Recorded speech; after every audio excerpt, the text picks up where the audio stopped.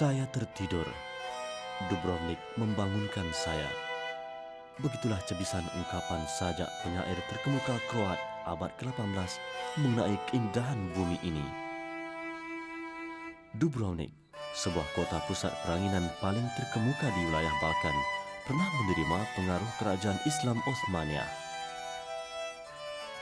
Walaupun hampir 100% penduduk beragama Kristen Katolik, pemimpinnya pernah mempunyai hubungan baik dengan kerajaan Islam sehingga diberi kuasa otonomi dan dipanggil Republik Dubrovnik. Kedudukan Dubrovnik di tepi pantai selatan negara Kroasia adalah antara kawasan peranginan terindah di Eropah. Dubrovnik yang asalnya sebuah pelabuhan dibuka ketika bernaung di bawah kegemilangan kerajaan Byzantine berpusat di Venice, Itali, abad ke-7 Masehi.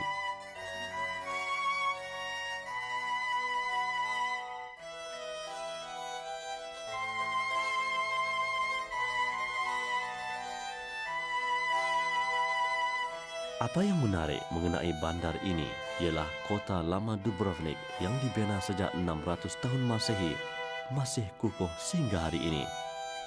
Kota ini yang berjaya mengatasi halangan massa dan pelbagai serangan manusia dibesar dan dibaiki beberapa kali bagi mengelak serangan musuh. Kota ini yang panjangnya kira-kira 1940 meter berusia lebih 1400 tahun dilindungi pertubuhan bangsa-bangsa bersatu dan dianggap warisan sejagat.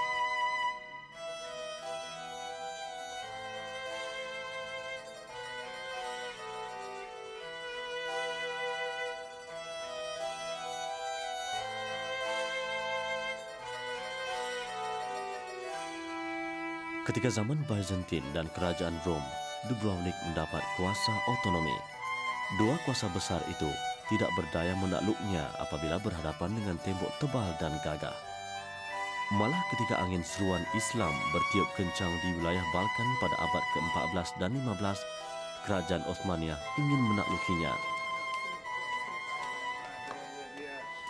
Namun, pemerintahan Dubrovnik ketika itu yang memahami kekuatan kerajaan Osmania menghantar utusan berdamai serta berjanji membayar jizyah setiap tahun.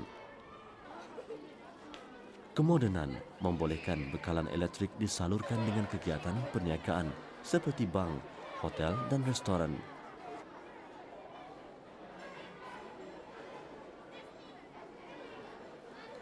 Ketika di bawah naungan Islam, Dubrovnik berjaya mempertahankan kemerdekaannya serta maju dan membangun sehingga menjadi satu daripada pelabuhan entrepot terbesar di Eropah.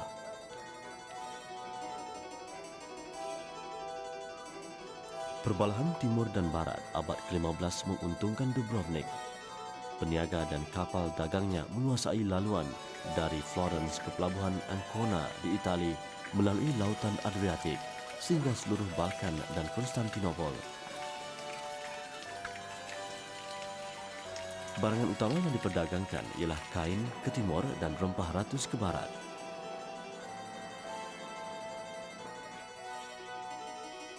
Tiada kesan tinggalan Islam di sini. Namun penduduknya yang pernah bernaung di bawah kerajaan Islam bebas mengamalkan agama dan adat resam mereka.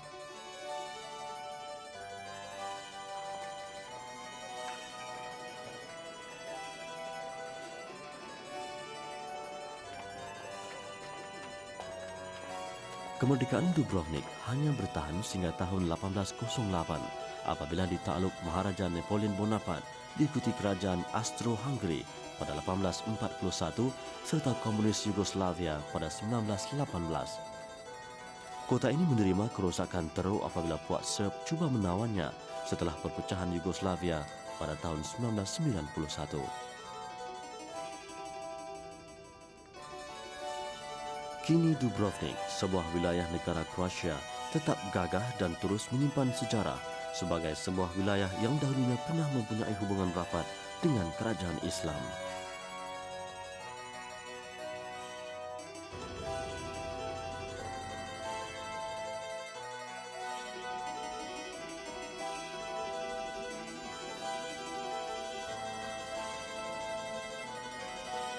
Kami kemudiannya ke pelabuhan Split di timur Croatia, kira-kira 300 km dari Dubrovnik.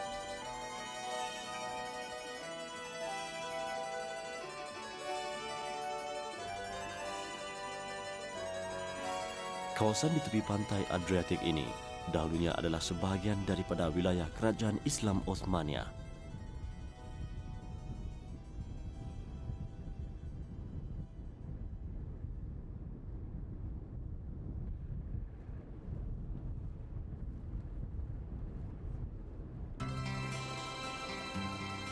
Kami menaiki kapal yang singgah di pelabuhan Ancona di Itali untuk ke Albania. Perjalanan selama 30 jam sangat memenatkan, namun ia pengalaman yang sukar dilupakan.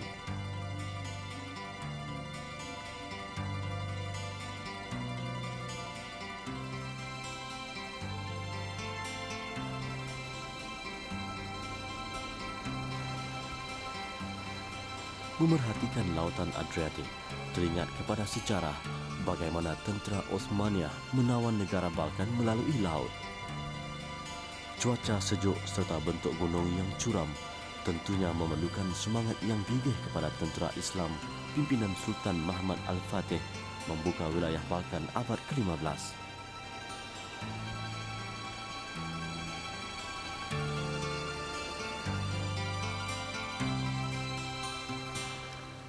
Sejak komunis tumbang di Albania, kehidupan beragama kembali membawa sinar harapan baru kepada rakyatnya. Albania adalah sebuah negara di Eropah Timur yang semua agama pernah diharamkan oleh pemerintah diktator komunis Anwar Hoxha. Seperti kebanyakan negara peninggalan komunis, Albania ditinggalkan dalam keadaan miskin dan serba kekurangan. Setelah 50 tahun menyepi, kini semua agama bangkit semula dan Islam adalah agama majoriti penduduknya. Sebanyak 70% penduduk Albania beragama Islam, selebihnya beragama Kristian. Masjid Haji Adhamberg di tengah-tengah kota Tirana adalah antara masjid peninggalan kerajaan Osmania yang terselamat daripada dimusnahkan rejim komunis.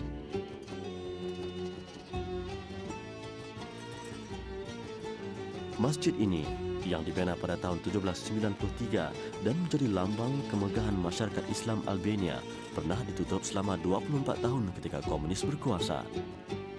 Ia dibuka semula pada tahun 1991, sangat bermakna kepada umat Islam, terutama generasi muda Albania.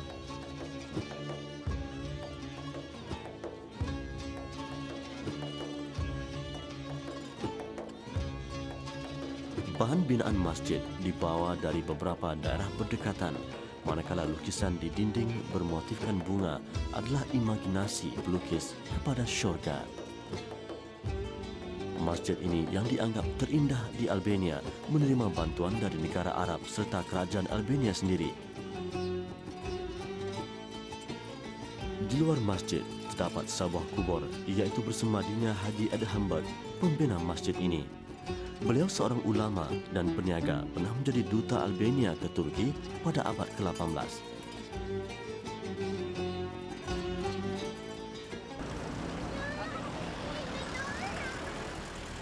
Tiada tarikh sebenar bila Islam datang ke Albania. Namun yang pasti, Islam datang sebelum pembukaan Albania oleh kerajaan Osmania. Antara bukti ialah wujud kumpulan penentang dari kalangan rakyat Islam Albania sendiri terhadap kerajaan Osmania pada pertengahan abad ke-15.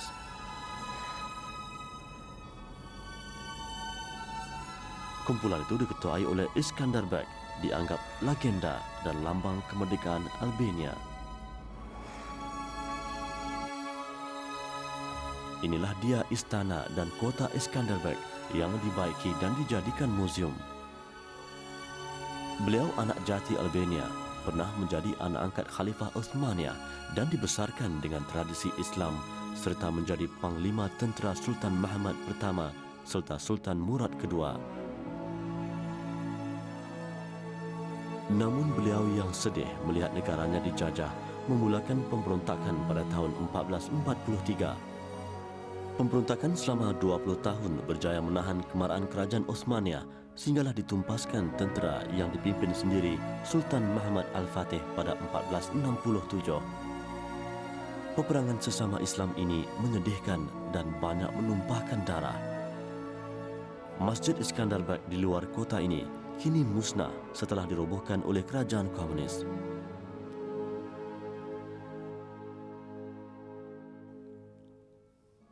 Walaupun diktator Anwar Hoxha beragama Islam, beliau melarang sebarang bentuk agama serta mengarahkan simbol Islam dirobohkan di Albania ketika berkuasa pada tahun 1940.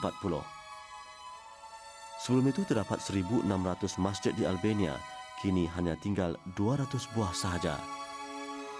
Semua masjid ini peninggalan kerajaan Osmaniyah yang banyak membawa tamadun, pembangunan dan pengetahuan ke Albania. Di Shkodra, kami melihat sebuah masjid usang yang sebelumnya dianggap terbesar di Albania. Masjid ini dinamakan Masjid Pelambi kerana sebahagian besar bangunan dibina dari campuran logam plumbum. Ia dibina pada tahun 1713 oleh Wazir Shkodra Muhammad Pasha.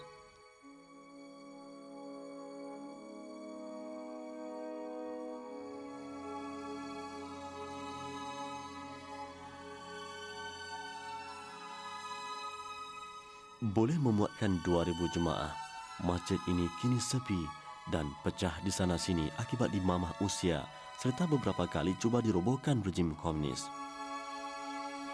Kami berkesempatan mengunjungi kediaman almarhum Haji Yusuf Effendi At-Tabaku, Mufti Shkodra selama 80 tahun. Beliau yang meninggal dunia pada tahun 1940 meninggalkan perpustakaan pribadi terdiri daripada 1.000 manuskrip tulisan tangan berusia antara 200 dan 400 tahun. Manuskrip ini antaranya hadis Bukhari yang ditulis pada 1768, Undang-Undang Islam oleh Abdul Qadir Baghdadi ditulis pada 1894, serta Sejarah Turki ditulis pada 1792.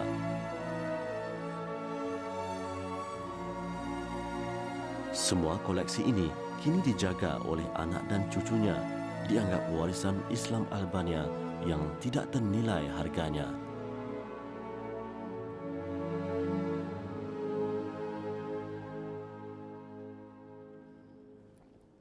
Kami ke Macedonia dari Albania melalui jalan darat lebih 10 jam. Negara ini yang sebelumnya bekas wilayah Yugoslavia kini merdeka.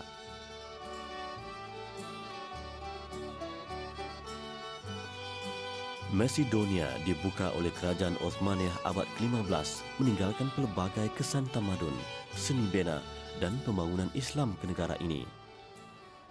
Bumi ini dikatakan pernah melahirkan seorang pemimpin agung serta panglima tentera yang gagah. Al-Quran pernah beberapa kali menyebut dan memujinya sebagai orang yang diberi kuasa dan kemampuan menjajah timur dan barat. Pemimpin itu ialah Iskandar Zulkarnain atau turut digelar Alexander the Great. Bagi masyarakat Macedonia pula, beliau terkenal sebagai Alexander Makedonski. Untuk menjejaki kesan Iskandar Zulkarnain, kami ke Museum Macedonia melihat bahan sejarah yang boleh dikaitkan dengan kewujudannya. Siapakah Iskandar sebenarnya? Yeah, he was a soldier, he was a general, and he had a very big country. He conquered three countries, Egypt, Persia, and Greece. 3 cultures, and he made a synthesis from those 3 cultures, and he made Hellenistic culture. That's one culture. Ini adalah bekas tapak istana yang dikatakan pusat pentadbiran Iskandar di Macedonia. Menurut penjaga museum, Iskandar hidup di zaman Helenik dan kesan tinggalan berkenaan dijumpai sekitar Macedonia bukan berasal dari benua Eropah, sebaliknya India dan Mesir. Ini membuktikan pemimpin itu pernah menjelajah dan menakluki negara-negara berkenaan.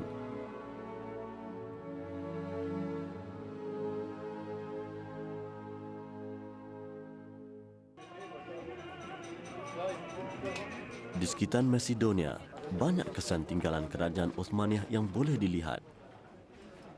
Charsia, iaitu bandar lama diasaskan oleh kerajaan Uthmaniyah kira-kira 300 tahun lalu, masih berdiri gagah menjadi pusat perniagaan masyarakat Islam. Masyarakat Islam, terutama keturunan Albania, merupakan kira-kira 40% penduduk negara ini. Charsia menjadi tumpuan utama peniaga barangan kemas, kulit dan makanan, adalah warisan kepada kegigihan masyarakat Islam dahulu berniaga. Lebih 98% peniaga di sini adalah Islam. Kini kawasan ini menjadi kawasan tarikan utama pelancong ke Macedonia.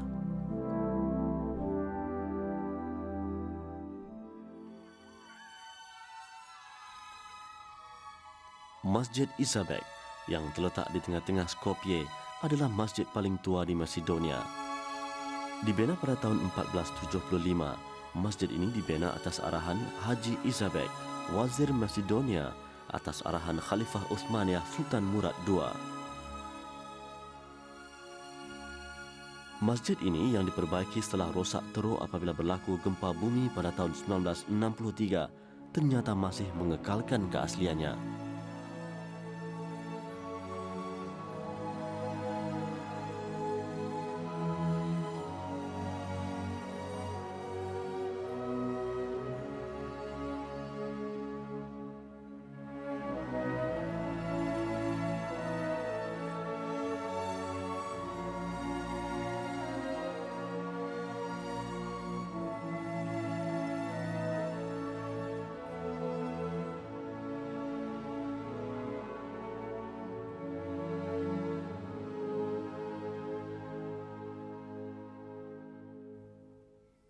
Macedonia yang majoriti penduduknya menganut Kristian Ortodoks tidak menyekat kebebasan beragama, membolehkan masjid menjadi tumpuan masyarakat Islam terutama belia.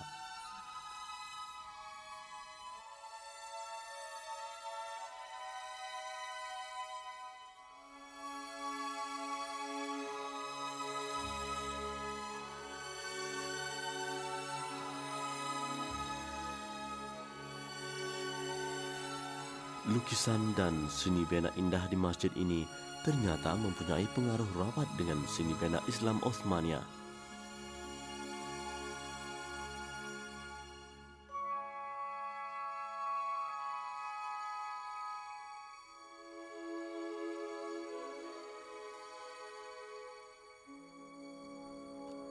Apa yang menarik mengenai Masjid Isabek ini ialah ia menjadi tumpuan pelajar remaja menghafal Al-Quran, satu-satunya aktiviti seumpama itu yang masih wujud subur di Macedonia. Arzie Muharami berusia 20 tahun menghafal Al-Quran bersama rakannya sejak berusia 15 tahun. اهدنا الصراط المستقيم صراط الذين أنعمت عليهم غير المغضوب عليهم ولا الضالين آمين.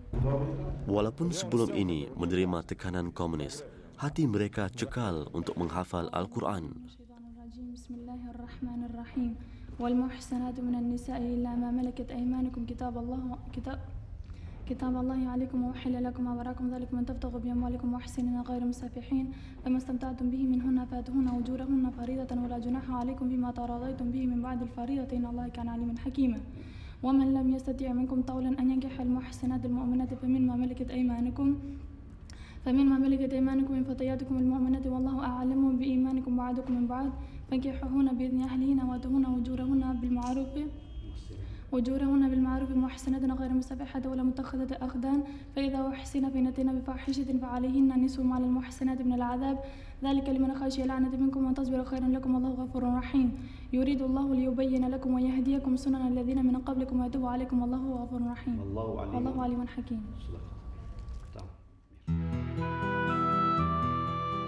Masyarakat Islam Macedonia bernasib baik kerana walaupun sebelum ini berada dalam tekanan komunis, mereka kini bebas dan tidak menerima nasib sebagaimana Islam di Bosnia-Herzegovina.